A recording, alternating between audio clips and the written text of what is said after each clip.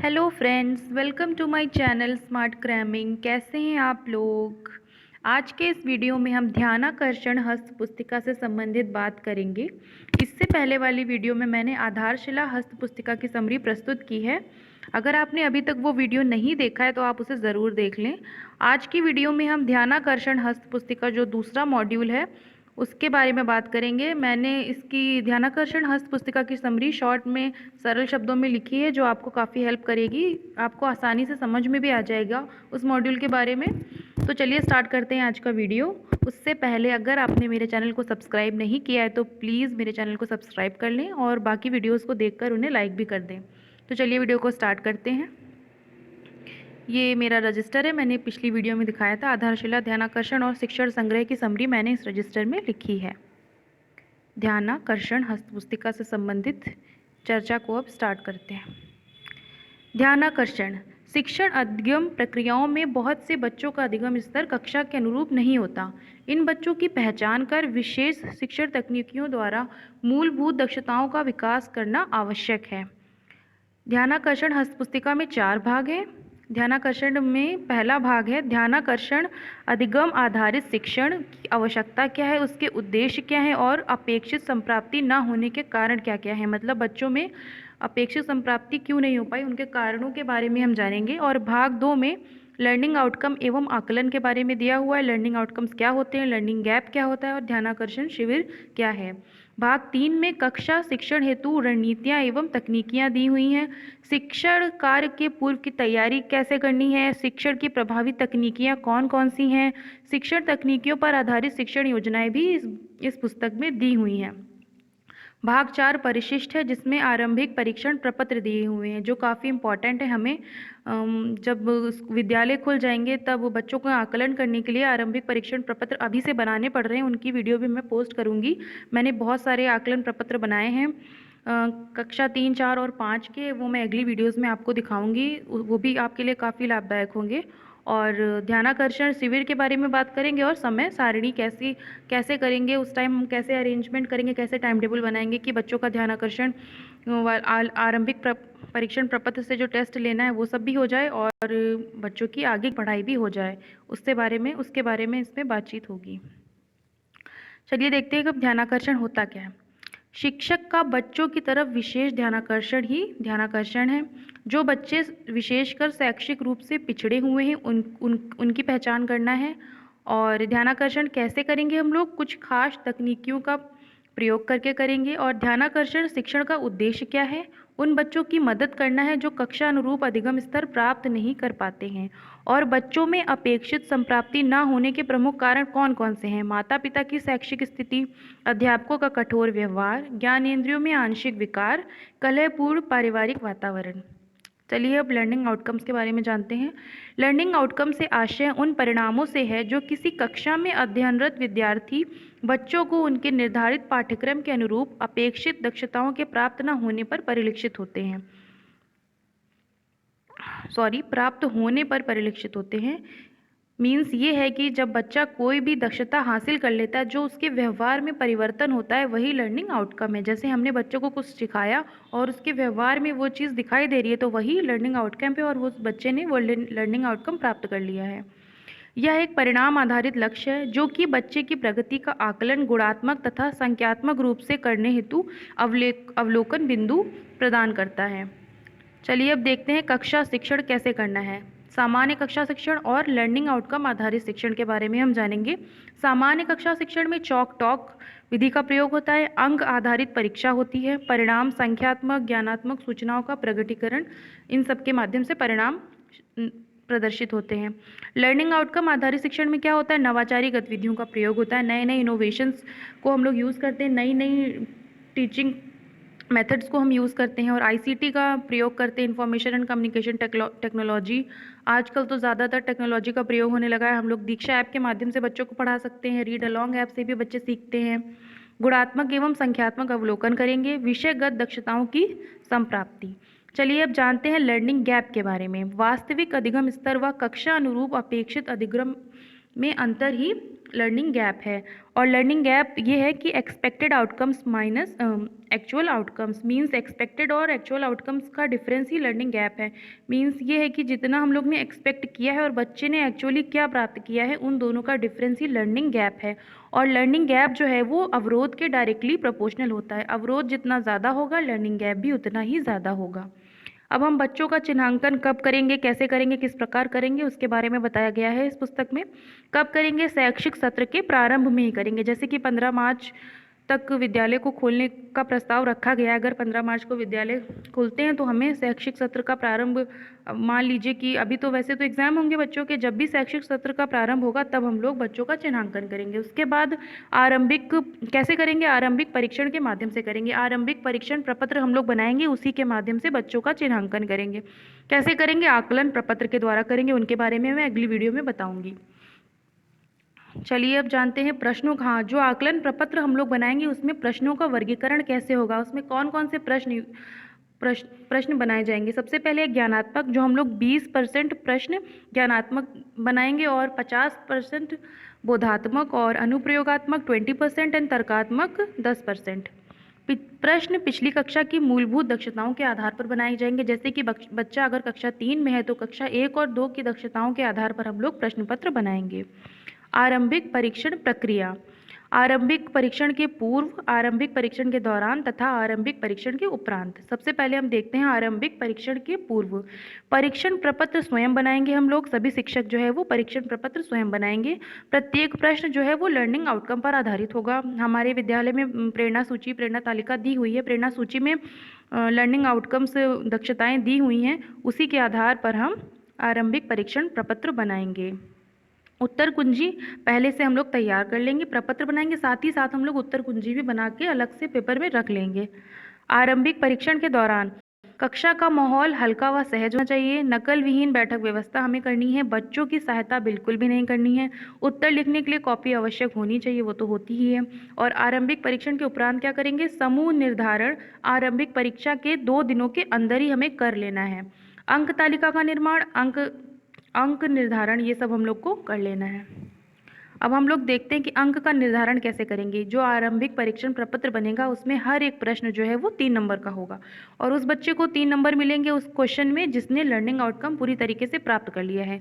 2 या 1 नंबर उसको मिलेंगे जिसने आंशिक प्राप्त किया है, और 0 जिसने लर्निंग आउटकम बिल्कुल भी प्राप्त नहीं किया है। अब हम लोग आकलन प्रपत्र में कितने प्रश्न होंगे कक्षा 3 से 5 में, 6 से 8 में, उसके बारे में जानेंगे। कक्षा 3 से 5 में प्रश्नों की संख्या 15 होगी और कक्षा 6 से 8 में 25 प्रश्न होंगे, और ऑप्शनल वस्तुनिष्ठ प्रश्न 10 होंगे 15 में से, और आत्मनिष्ठ होंगे 5, मीन्स लिखने वाले 5 और टिक करने वाले 10। और कक्षा 6 से 8 में 20 होंगे टिक करने वाले और 5 होंगे डिस्क्रिप्टिव टाइप के। और कक्षा 3 से 5 में 45 नंबर का पेपर होगा और 6 से 8 में 75 नंबर का पेपर होगा, और प्रत्येक प्रश्न 3 अंक का होगा। प्राप्त अंकों के आधार पर हम लोग समूह का निर्धारण कैसे करेंगे? समूह ए में वो बच्चे होंगे जिन्होंने 21 से 45 तक अंक प्राप्त किए हैं, और कक्षा 6 से 8 में 35 से 75 तक जिन बच्चों ने अंक प्राप्त किए वो समूह ए में होंगे। और समूह बी में 3 से 5 के वे बच्चे होंगे जिन्होंने 16 से 20 तक अंक प्राप्त किए हैं। कक्षा 6 से 8 में वे बच्चे होंगे जिन्होंने 26 से 34 तक अंक प्राप्त किए हैं, और समूह सी में वे बच्चे होंगे जिन्होंने 15 से कम अंक प्राप्त किए हैं, और 6 से 8 में 25 से कम अंक प्राप्त करने वाले बच्चों को समूह सी में रखा जाएगा। चलिए अब देखते हैं कि ध्यानाकर्षण शिविर हम लोग को कब करना है। सत्र के आरंभ में ही हम बच्चों का चिन्हांकन कर लेंगे, साथ ही मूलभूत लर्निंग आउटकम्स पर अगले 50 कार्य दिवस तक लगकर कार्य किया जाएगा। अब हम लोग शिक्षण तकनीकियों के बारे में जानेंगे। प्रत्येक सप्ताह सभी शिक्षक समूह की आवश्यकताओं के आधार पर 3-4 शैक्षिक तकनीकियों को मुख्य फोकस में रखते हुए कार्य करेंगे। शिक्षण योजना क्या होती है उसके बारे में जानेंगे हम। सीखने सिखाने की क्रमबद्ध प्रक्रिया को ही शिक्षण योजना कहा जाता है। जिन लर्निंग आउटकम पर कार्य करना है उन पर अपनी शिक्षण योजना बना लें। उन समस्त तरीकों को अवश्य ध्यान में रखें जो कक्षा को रोचक तथा उपयोगी बनाते हैं। बैठक व्यवस्था कैसी होगी? बैठक व्यवस्था गतिविधि के अनुरूप होनी चाहिए। अर्धचंद्राकार या गोले में बिठाना, छोटे समूह में बैठाना। चलिए अब जानते हैं कक्षा शिक्षण की प्रभावी तकनीकियाँ। शिक्षण अधिगम चक्र के बारे में जानते हैं। सबसे पहले प्रस्तावना, उसके बाद अभ्यास, विषय वस्तु का प्रस्तुतिकरण एवं अभ्यास करने के अवसर। आकलन कैसे करेंगे? ध्यानाकर्षण और संवर्धन के द्वारा। उसके बाद है नियोजन, दैट इज प्लानिंग। चलिए अब जानते हैं शिक्षण तकनीकियों के बारे में। जो ध्यानाकर्षण मॉड्यूल है इसमें 18 तकनीकों के बारे में चर्चा की गई है जिन्हें बच्चों के सीखने की गति के अनुसार प्रयोग किया जाएगा।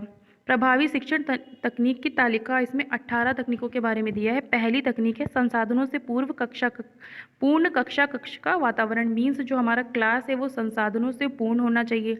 अभी रिसेंटली हम लोग को प्रिंट रिच मटेरियल मिला है अपने स्कूल के लिए, जो कि काफ़ी अच्छा है। उसमें मैथ से रिलेटेड, इंग्लिश, हर सब्जेक्ट से रिलेटेड प्रिंट रिच मटेरियल आया है। और पोएम्स का बड़े बड़े चार्ट्स हैं ढेर सारे, जो हम लोग को अपने क्लास में लगाने हैं और बच्चों को पढ़ाने में इस्तेमाल करना है। और दूसरी शिक्षण तकनीक है कक्षा प्रबंधन बैठक व्यवस्था। हमें किस तरीके से बच्चों को बैठाना है उसके बारे में दिया हुआ है। रोचक प्रस्तावना होनी चाहिए। TLM का प्रयोग हमें करना है, बहुत ज़्यादा भी नहीं करना है, बहुत कम भी नहीं करना, मीडियम में करना है। शैक्षिक नवाचारों, रोल प्ले, कहानी आदि का प्रयोग करके बच्चों को पढ़ाना ताकि बच्चों को इंटरेस्ट आए पढ़ने में। और हम लोग को प्रश्न पूछना है बच्चों से और बच्चों को भी प्रश्न पूछने के अवसर देने हैं। अगला है सीखने के लिए बातचीत। बच्चों से हम लोग बातचीत करेंगे, जिसके बारे में हम अगली जो पुस्तिका है शिक्षण संग्रह उसमें बताएंगे। उसमें प्रभावी शिक्षण की सीढ़ी दी हुई है A to Z, जिसमें एक्टिव इन्वॉल्वमेंट दिया हुआ है A से। दैट मीन्स कि बच्चों और टीचर दोनों का इन्वॉल्वमेंट कक्षा में होना चाहिए। ऐसा नहीं कि सिर्फ टीचर ही बोलता रहे, बच्चे चुपचाप बैठे रहे। बच्चों को भी प्रश्न पूछना है, टीचर को भी प्रश्न पूछना है बच्चों से। बच्चों के लिए कार्यपत्रक, सभी को शामिल करना, समूह कार्य करवाना, जोड़ी में कार्य करवाना, परिवेशीय संसाधनों का उपयोग, ये सबसे इम्पॉर्टेंट है। मीन्स जो हमारे परिवेश में, जो हमारे विद्यालय में उपलब्ध है, उन्हीं संसाधनों का उपयोग करके हमें गतिविधि करानी है। उससे भी हम लोग बच्चों को काफ़ी चीज़ें सिखा सकते हैं। जैसे कि विद्यालय में अलग अलग टाइप के पेड़ होते हैं, जैसे कि किसी के विद्यालय में नीम का पेड़ लगाए, किसी के विद्यालय में आम का, अमरूद का पेड़ लगाए। तो बहुत से बच्चे होते हैं, उनको नहीं, बहुत से छोटे बच्चे होते हैं बिल्कुल फर्स्ट क्लास के, उनको नहीं पता होता है इन पेड़ों के बारे में।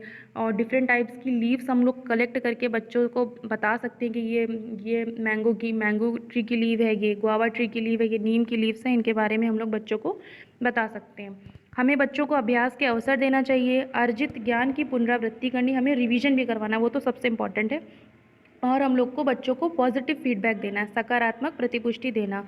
और हम लोग को बच्चों को शैक्षिक भ्रमण कराना है। जैसे हम लोग बच्चों को कहीं बाहर नहीं ले जा सकते, तो हमें विद्यालय के अंदर ही, विद्यालय का कैंपस भी काफ़ी बड़ा होता है, इतना छोटा भी हमारे विद्यालय नहीं होते, उसमें बच्चों को भ्रमण करवा सकते हैं। तो प्लांट्स के बारे में, सॉइल के बारे में पढ़ा सकते हैं बच्चों को, इससे रिलेटेड। और हमें बच्चों को सरल से कठिन की ओर ले जाना है। उसके बाद अंत में है प्रोजेक्ट कार्य। चलिए अब देखते हैं कि कक्षा शिक्षण के दौरान हमें कौन कौन सी बातों को ध्यान देना है और हमें क्या करना है कक्षा में और क्या नहीं करना है। सबसे पहले देखते हैं कि हमें क्या करना है। शिक्षण से पूर्व योजना बनाकर पूरी तैयारी के साथ ही कक्षा में जाएं। मतलब ये है कि हमें शिक्षण योजनाएं पहले से बना लेनी है, हमें पहले से डिसाइड कर लेना है कि हमें आज ये पढ़ाना है, वही शिक्षण योजना लेके हम कक्षा में बच्चों को पढ़ाने के लिए जाएंगे। दूसरा पॉइंट है सभी विद्यार्थियों को शामिल करने का प्रयास करना है। ऐसा नहीं है कि सिर्फ आगे के बच्चे ही इन्वॉल्व हो, पीछे के बच्चे बैठे रहे कुछ भी करते रहे, हमें सारे बच्चों पे ध्यान देना है। तीसरा पॉइंट है बच्चों को आपस में चर्चा परिचर्चा करने के ज़्यादा से ज़्यादा अवसर हमें देने हैं। बच्चों के समूह बदलते रहना है। हमें जो ग्रुप्स बनाने हैं उसमें, जैसे कि कुछ एक वीक तक की 5 बच्चों का ग्रुप, उसके बाद हम लोग ग्रुप चेंज कर देंगे, दूसरे बच्चों को उस ग्रुप में डाल देंगे, जिससे बच्चे जो हैं वो एक दूसरे से इन्वॉल्व हो पाएंगे। बच्चों को पाठ्य पुस्तकों, कार्य पुस्तकों में दिए गए अभ्यास कार्यों को अवश्य कराना है, वो तो हम लोग करवाते ही हैं। प्रतिदिन मौखिक और लिखित दोनों कार्य करवाने का प्रयास करेंगे। हम लोग बच्चों से मौखिक कार्य मीन्स ओरली भी पूछते रहेंगे और लिखित कार्य तो हम लोग करवाते ही हैं। बच्चों के अच्छे कार्यों की सराहना पूरी कक्षा के सामने कर उन्हें प्रोत्साहित करेंगे, बच्चों की तारीफ करेंगे ताकि वो और मोटिवेट हों पढ़ने के लिए। आकलन करने के बाद बच्चों की त्रुटियों का सकारात्मक फीडबैक अवश्य दें। हम लोग को बच्चों को पॉजिटिव फीडबैक देना है। बच्चों को बेझिझक प्रश्न पूछने के लिए प्रोत्साहित करना है। मीन्स बहुत से बच्चे होते हैं जो प्रश्न पूछने से डरते हैं, हमें उन्हें प्रोत्साहित करना है कि वो भी प्रश्न पूछें। चलिए अब देख लेते हैं कि हमें कक्षा में क्या नहीं करना है। बिना शिक्षण योजना बनाए कक्षा में कार्य नहीं करना है। कक्षा में कभी क्रोध नहीं करना है।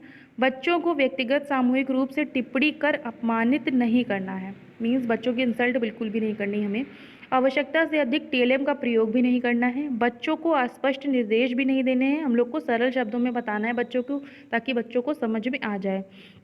बच्चों की त्रुटियों पर हतोत्साहित नहीं करना है, मतलब उन्हें डिमोटिवेट नहीं करना है। बच्चों द्वारा प्रश्न पूछने पर उन्हें हतोत्साहित नहीं करना मीन्स उन्हें प्रश्न पूछने के अवसर देने, उन्हें प्रश्न पूछने पर उनको डांटना नहीं है।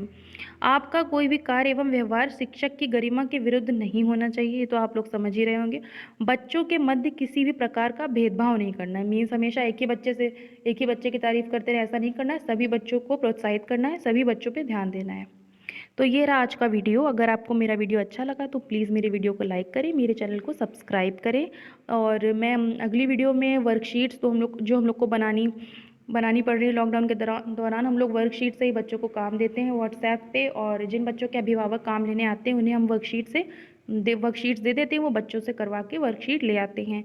और आकलन प्रपत्र भी हम लोग बना रहे हैं, उसकी वीडियो भी मैं डालूंगी और टीचिंग प्लान्स की भी वीडियो मैं डालूंगी। तो प्लीज़ मेरे चैनल को सब्सक्राइब कर लें, आपको काफ़ी अच्छा मटेरियल मिलने वाला है। Thank you for watching my video. Have a nice day.